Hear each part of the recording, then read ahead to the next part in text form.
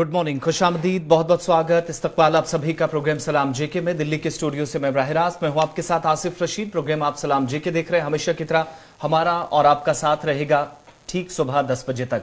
तय फॉर्मेट के मुताबिक मुख्तलिफ मौज़ूआत इस प्रोग्राम का हिस्सा रहते हैं।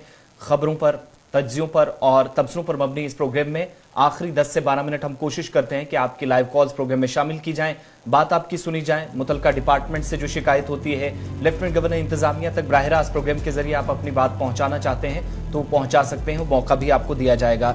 जहां तक आज के दिन की बात है तो आज अक्टूबर की चूंकि 17 तारीख है और पीर का दिन, नई सुबह का आगाज हो चुका है, नए हफ्ते का आगाज हो चुका है। और स्टूडियो में दिल्ली में आज मेरे साथ मौजूद हैं सीनियर न्यूज एडिटर सनम एजाज। बहुत बहुत शुक्रिया, खुशामदीद सनम। बहुत शुक्रिया आसिफ, बहुत बहुत शुक्रिया और सभी नाजरीन का बहुत बहुत शुक्रिया। चाहे कश्मीर में हो, जम्मू में हो या दुनिया के किसी और हिस्से में जितने भी नाजरीन हमें देख रहे हैं उन सब का बहुत बहुत शुक्रिया और सबको सुबह के वक्त गुड मॉर्निंग, सलाम, आदाब, नमस्ते, सत श्री अकाल। लेकिन कश्मीर का थोड़ा सा हम पहले खबरों पे बाद में चलेंगे, पहले थोड़ा सा मिजाज बता दें। सुबह से जम्मू से लेकर कश्मीर तक, मुल्क के बाकी हिस्सों में इस वक्त अभी टेम्परेचर जो है थोड़ा सा ऊपर है, लेकिन जम्मू से लेकर कश्मीर तक टेम्परेचर में थोड़ी सी कमी आना शुरू हो चुकी है। जिस तरह कश्मीर से हमें खबरें मिल रही हैं कि मौसम रात को सर्द हो रहा है और सुबह सुबह, आज सोमवार का दिन है, सुबह सुबह बच्चे स्कूल के लिए आपने निकाल दिए होंगे। वालिदैन जो अब थोड़ा सा आराम से बैठे होंगे, कुछ वालिदैन अपने बच्चों को बस स्टॉप पे छोड़ के वापस भी आ गए होंगे, तो इस वक्त वो हमारे साथ जुड़े हैं। तो इस वक्त क्या कुछ दुनिया में है आसिफ, वो हम अपने नाज़रीन को बताएंगे। जिस तरह सबसे पहले हम बताएंगे लद्दाख की खबर, लाइन ऑफ एक्चुअल कंट्रोल की खबर। वहाँ पे खबरें आ रही हैं कि चीन की चींचा जो चलती है वो और बढ़ना शुरू हुई है। पिछले साल जिस तरह हमें याद होगा सनम, ये सारे मौज़ूआत हमारे प्रोग्राम का हिस्सा रहेंगे, लेकिन एक फॉर्मेट हमारा आज के दिन पर भी मुनस्सर रहता है कि आज के दिन की शुरुआत हम हिस्ट्री ऑफ द डे के साथ भी करते हैं। जम्मू कश्मीर से लद्दाख तक ताज़ा तरीन सूरत हाल क्या है और कुछ शिकायतें हैं, उनकी तरफ भी चलेंगे आहिस्ता आहिस्ता करके और मौसम की मजीद डिटेल्स आपके सामने रखेंगे। महकमा मौसमियात की तरफ से क्या कुछ कहा गया। लेकिन आज का दिन, चूंकि आज 17 तारीख है, 1598 में आज ही के दिन जब अंग्रेजी कैलेंडर को उठाकर हम देखते हैं तो नेदरलैंड की कश्ते इरानू ने आज के दिन मॉरिशस को दरियाफ्त किया था। मॉरिशस जिस मुल्क को आप कहते हैं, असल में वो वजूद में आज के दिन आया था 1598 में 10 तारीख थी। 1878 में फ्रांस और स्पेन ने आज ही के दिन अमन समझौते पर दस्तखत किए। 17 अक्टूबर की तारीख थी, साल था 1926, जब फ्लोरिडा में तूफान की जद में आकर तकरीबन 450 लोगों ने अपनी जान गंवा दी और 7000 से ज्यादा लोग जो बेघर हुए बाद में मुख्तलिफ हिस्सों के अंदर ही मुंतकिल हो गए। 1939 में दूसरी आलमी जंग के दौरान सोवियत यूनियन ने पोलैंड पर हमला किया आज के दिन 17 अक्टूबर साल 1939 को। ये हिस्ट्री ऑफ द डे में आज की बड़ी बातें। मजीद आगे जब बढ़ते हैं तो कुछ और पॉइंट्स आपके सामने रखेंगे कि आज का दिन क्यों इंपॉर्टेंट है। साल 1956 में अंग्रेजी कैलेंडर के मुताबिक 17 अक्टूबर के दिन ही तेल और कुदरती गैस कमीशन का कयाम अमल में लाया गया था। इसके अलावा ठीक 3 बरस बाद यानी 1959 में जापान और कोरिया के तूफान में 2000 लोग आज के दिन हलाक हुए थे। ये सबसे खतरनाक अब तक की तारीख में इन दोनों ममालिक के दरमियान जो तूफान आया था जिसके जद में हजारों लोग एक साथ आए थे 1959 में। इसके अलावा 1988 में आज ही का दिन था जब साउथ कोरिया यानी जनूबी कोरिया की जो राजधानी है सियोल, यहाँ पर 24वें ओलंपिक गेम्स का आगाज हुआ। खेलों की दुनिया में एक नई शुरुआत थी।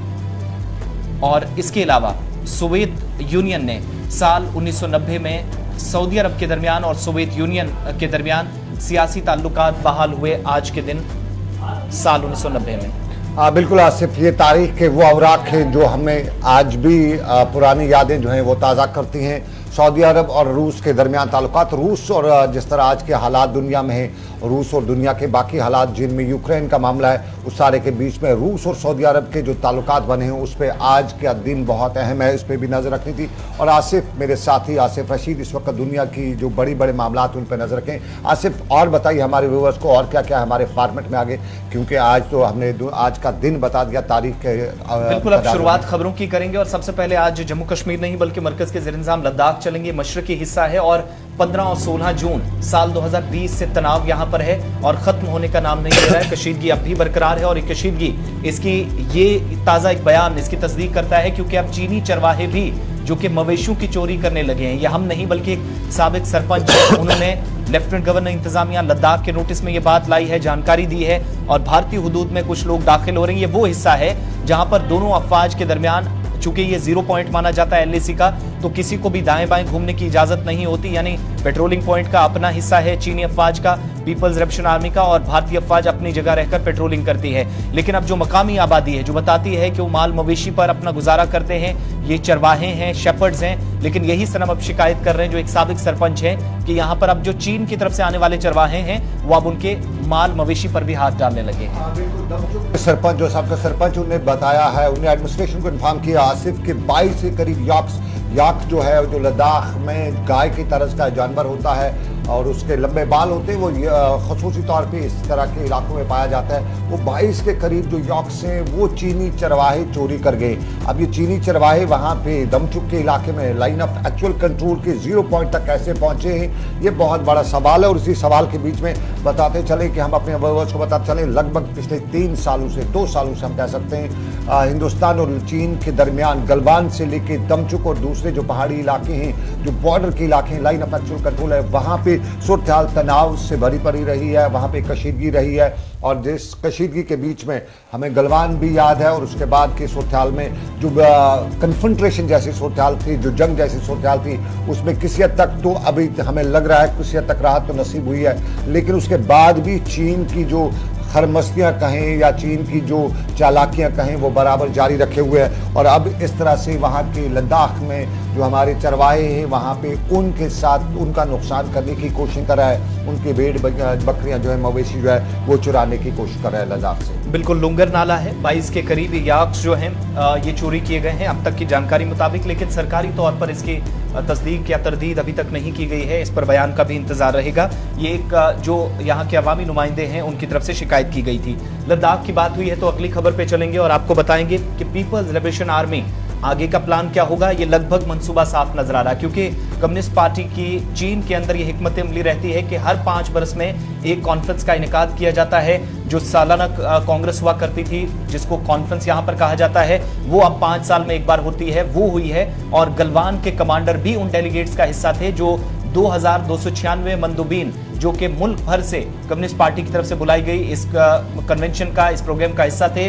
और तीसरी बार ऐसा पहली मर्तबा चीन के अंदर हुआ जब शी जिनपिंग तारीख में पहली बार इक्तदार मुसलसल तीसरी बार संभालने जा रहे हैं। लेकिन इन सब के बीच में सबकी नजरें इस बात पर थी कि भारत के साथ लगने वाली सरहदों पर क्या सूरत हाल रहेगी, ये बहुत हद तक डिपेंड करेगा। यहाँ हिकमत अमली ये नजर आ रही है सनम। कल जो मीटिंग हुई, बल्कि ये जो कांग्रेस हुआ, अधिवेशन इसको कहा गया, कॉन्फ्रेंस कहा जाता है, और 2000 से ज्यादा डेलीगेट्स थे कम्युनिस्ट पार्टी के। लेकिन जो मौजूदा यहाँ के कमांडर्स हैं की फबाओ, जिनको जिम्मेदारी दी गई है भारत और चीन की सरहद के साथ मामलात को डील करने के लिए, वो भी इसका हिस्सा बने रहे। देखिए बहुत आसिफ, ये बहुत ही मामला जो है संजीदा मामला है क्योंकि ये जो जिरपाओ जो चाइनीज कमांडर हैं ये गलवान के इलाकों में तैनात हैं और वहाँ फौज के कमांडर, और पहली बार चाइना की हिस्ट्री में भी ऐसा कि बॉर्डर के इलाके का, इस इलाके का कोई कमांडर है और उसको जो नेशनल मीटिंग होती है जिसमें मुल्क की बड़ी जो शख्सियात हैं उनको मदऊ किया जाता है, उसमें इसको भी शामिल होना कहीं न कहीं चीन की जो हिंदुस्तान रिलेटेड पॉलिसी है उसमें कोई हमें वो जो हटदर्मी उसकी है वो बराबर जारी नज़र आ रही है। कोई हमें ब्रेक थ्रू देखने को नहीं मिल रहा है। लेकिन हमारे जो पॉलिटिकल एक्सपर्ट्स हैं या खासतौर पर डिफेंस एक्सपर्ट्स हैं वो उसको ज़्यादातर तफसील से बता सकते हैं। लेकिन ओवरऑल फिलहाल हम ये कह सकते हैं कि जिनपिंग और उसके मुल्क की जो चालें हैं उनमें कहीं न कहीं ये कोई और चाल भी हो सकती है क्योंकि उनको यहाँ पे मदऊ करना, एक तरह से ग्लैमराइज करना, उसको गलवान वैली से उठा के वहाँ पे लाना, आवाम के सामने रखना, तो ये बड़े जो है तशवीशनाक बात है। बिल्कुल 17 दौर की बातचीत हो चुकी है, कोई रास्ता साफ नजर नहीं आया है। और पिछले दिनों भारत सरकार के वजारत खारजा के तर्जुमान की तरफ से भी इसकी तस्दीक की गई थी कि मुसलसल बातचीत जारी रहेगी, मुज़ाकराती अमल आगे भी चलेगा। लेकिन अब तक कोई नए सिरे से गेट ओपन हो पाया, ये साफ नहीं हो पाया। अब जरा लद्दाख के बाद रुख करते हैं जम्मू कश्मीर का। लाइन ऑफ कंट्रोल या एक्चुअल कंट्रोल पर जो सूरत हाल है उससे आगाह कर दिया है, मौजूदा जो ताज़ा डेवलपमेंट्स हैं वो आपको बता दी हैं। लेकिन जम्मू भी चलते हैं क्योंकि आज ऑल पार्टी इजलास जम्मू के अंदर 11 बजे के आसपास सनम होने जा रहा है। देखिए बिल्कुल आसिफ, श्रीनगर में गुपकार अलायंस का कल ही इजलास खत्म हो और उससे पहले ही गुपकार अलायंस से लेकर दूसरी पार्टियों ने बताया था कि वो अगला इजलास जो है वो ऑल पार्टीज मीटिंग बुलाएंगे और जम्मू में बुलाएंगे। इस ऑल पार्टीज मीटिंग में जिस तरह अक्सर जो कश्मीर से लेकर जम्मू तक जो बीजेपी के अपोजिशन पार्टीज हैं उनमें, चाहे वो कांग्रेस हो, नेशनल कॉन्फ्रेंस हो, पीडीपी हो, और आज इस ऑल पार्टीज मीटिंग में हमें ये देखना पड़ेगा कि शिवसेना भी पिछली बार आई हुई थी, आज शिवसेना आएगी या नहीं आएगी। उसके साथ साथ जो जम्मू की पैंथर्स पार्टी या दूसरी पार्टीज हैं वो किस तरह से इस इजलास में, आज के इजलास में आती हैं, ये बहुत ही इंपॉर्टेंट होगा। और फिर इस आज के इजलास में क्या दूसरी पार्टी में, आम आदमी पार्टी भी जम्मू में बड़े पार तोल रही है, कश्मीर में इतना उस स्टेज पे नहीं पहुंचे लेकिन जम्मू में अच्छे खासे पार तोल रही है। तो ये भी देखना पड़ेगा कि क्या आम आदमी पार्टी, जिनने पिछली बार उन्हें इस इजलास में आने के लिए दावतनामा भी गया था लेकिन वो नहीं आए थे, लेकिन क्या वो आज आएंगे या नहीं आएंगे, ये बहुत ही इंपॉर्टेंट रहेगा।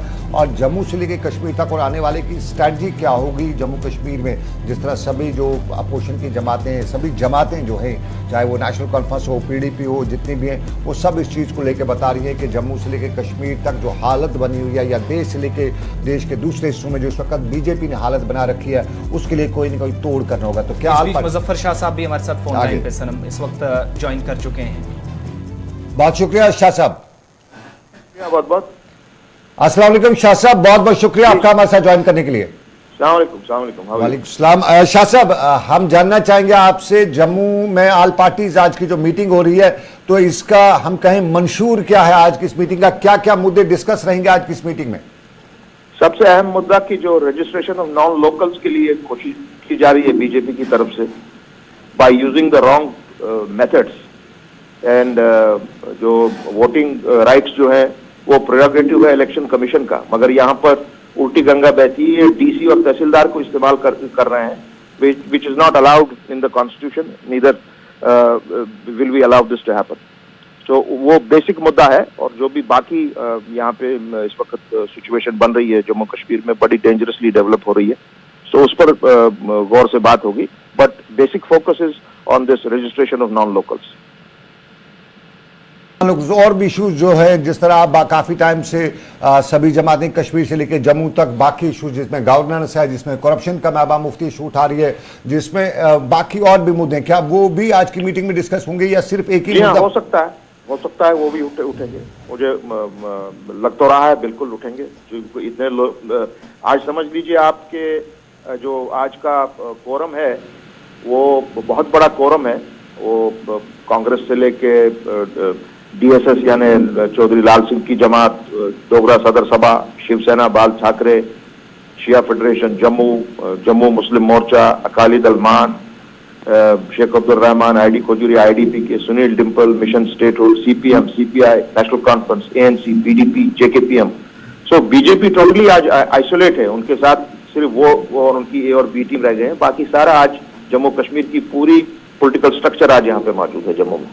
शाह साहब, कुछ पार्टियां अभी भी, जिनमें आम आदमी पार्टी भी है, काफी सरगर्म नजर आ रही है, वो भी पार्टी में क्या उन्हें भी मदऊ किया गया है? क्योंकि हमारे पास जो इतलात हैं कि कुछ जमातें अभी भी कहीं ना कहीं नाराज हैं, जो आज के शायद मीटिंग का हिस्सा नहीं होंगी। वो आज देखेंगे सर, आज जो भी हैं, अगर किसी को मिस हो गया है उनको जरूर बुलाया जाएगा आइंदा के लिए। आपने बात कही है, सही कही है, अगर कोई रह गया है we'll see that वो आइंदा के लिए शामिल हो जरूर। बहुत बहुत शुक्रिया हमारे साथ फोन लाइन पे वक्त देने के लिए। मुजफ्फर शाह साहब अवामी नेशनल कॉन्फ्रेंस के सीनियर लीडर हमारे साथ थे और काफी सरगर्म इन दिनों नजर आ रहे हैं, आज जम्मू में इस वक्त मौजूद हैं। लेकिन हमारे साथ आम आदमी पार्टी से भी सीनियर लीडर इस वक्त वादी कश्मीर से ज्वाइन किए हुए हैं, डॉक्टर नवाब नासिर साहब। बहुत शुक्रिया वक्त देने के लिए। प्रोग्राम सलाम जेके में आपका खैर मकदम। डॉक्टर साहब, कैसे इस सारी सूरत हाल को, और ये जो आज एक इंपॉर्टेंट मीटिंग जम्मू के अंदर बुलाई गई है, आप देख रहे हैं, और क्या आपकी तरफ से भी शिरकत की जाएगी? जी, अस्सलाम वालेकुम आपको भी। और सबसे इम्पोर्टेंट चीज ये है कि देखिए, जब पीएचडी बना था, it was people's alliance for Gupkar declaration, but अफसोस ये था कि पीपल उसमें शामिल नहीं थे। पीपल आज भी शामिल नहीं है। आम आदमी पार्टी मानती है कि सिर्फ 4 पॉलिटिकल पार्टीज रिप्रेजेंट नहीं करती हैं जम्मू एंड कश्मीर।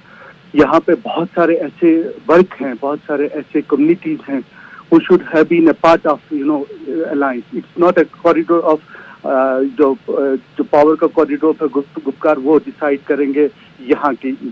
जहाँ तक हम पिछले एक्सपीरियंसेस की बात करते हैं, जो नेशनल कॉन्फ्रेंस और पीडीपी ने पहले यहाँ पे कौम को सर्व किया और उस पर वोट्स लिए, वो क्यों ना हमारे पास ऑटोनॉमी हो, वो क्यों ना हमारे पास सेल्फ रूल हो। There have been lot of times that they have served lot of things.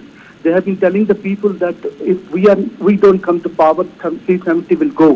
And unfortunately यही लोग वो लोग हैं जो 80% 370 और 35 एब्रोगेशन में शामिल है। जब हमें इन्विटेशन आया था, हमने ये बताया था कि ये जो है, ये अलायंस जो है, ये कॉरिडोर का अलायंस नहीं होना चाहिए, ये बहुत सारे वर्गों का अलायंस होना, इसमें ट्रांसपोर्ट वाले होने चाहिए, इसमें हॉस्पिटैलिटी वाले होने चाहिए, इसमें फ्रूट वाले होने चाहिए। ये इम्पोर्टेंट लोग हैं जो डिसाइड करेंगे जम्मू एंड कश्मीर में क्या होना चाहिए, क्या नहीं होना चाहिए। हम मानते हैं कि ये जो चीजें चलती है, ये सिर्फ इनकी इलेक्शन के लिए ये चीजें करते हैं, इलेक्शन के बाद खामोश हो जाते हैं, इसमें कोई सिंसियरिटी नहीं है। जब ये एब्रोगेशन हुआ, मुझे आज सवाल पूछना चाहता हूँ, हाँ ये सुप्रीम कोर्ट का हवाला देते हैं, सुप्रीम कोर्ट का हवाला देते हैं तो सुप्रीम कोर्ट में जो चलता है, जज चलता है, वकील चलता है, और उसके जो कानूनी तरीके, उसमें पॉलिटिकल पार्टीज का क्या रोल होता है? कोई रोल नहीं होता है। लेकिन एक चीज जरूर मैं यहाँ बताना चाहूंगा कि अगर ये सिंसियर होते हैं 370 और 35A के, अगर गुपकार इन्हें वाकई होता, उस पर दो चीजें यहाँ हुई थी। एक तो फार्मर्स का बिल पास हुआ था, एक 370 का एप्लीकेशन हुआ था। Farmers they fought it on the road and gave the शहादत ऑफ 700 पीपल। क्या गुपकार अलायंस बाहर निकल के इकबाल पार्क में बैठ के 2 लाख लोगों के साथ बैठ के ये साबित नहीं कर सकता था कि ये हाँ हम इसके खिलाफ है? मगर अफसोस सर ये लोग अपना मेंबर पार्लियामेंट तक नहीं छोड़ सके। देखिए आप डॉक्टर नवाब साहब जिस तरह बता रहे हैं कि अब ट्रेडर को लाइए, दूसरे को लाइए, इशू बड़ा है, इसमें कितनी पार्टियों की खिचड़ी बनाने वाली बात होगी। लेकिन ओवरऑल देखिए इस वक्त जो है कश्मीर में भी, आम जनता भी, जम्मू में भी सब लोग कहते हैं कि कुछ न कुछ चाहिए, चुनाव हो किस तरह से हो, पब्लिक रिप्रेजेंटेशन नहीं है। तो इस सारे के बीच में जिस तरह की सियासत आम आदमी पार्टी कश्मीर में करी है, कहीं ये सारा कुछ लोग आप बीजेपी, आम आदमी पार्टी को देश के कुछ हिस्सों में बीजेपी भी टीम बताते हैं, जम्मू कश्मीर में भी आप नाम तो नहीं लेना चाहेंगे जब ये आप अकेली पार्टी है जो अलग रह रहे हैं इससे?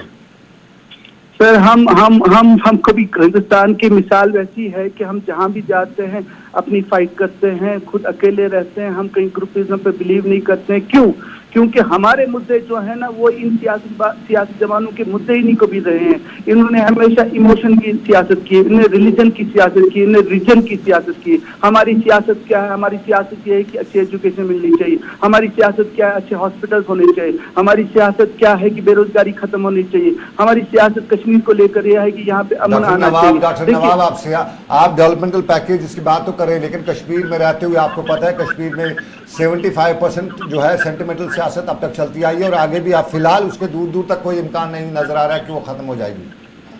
सर हम उस पर आपकी बात से गैर इत्तेफाकी नहीं कर रहे हैं सर, हम आपकी बात से इत्तेफाक कर रहा, लेकिन कौम को वो चीज बेचना जो वो कैपेबल नहीं है देने के लिए, बताइए वो किस हद तक सही है?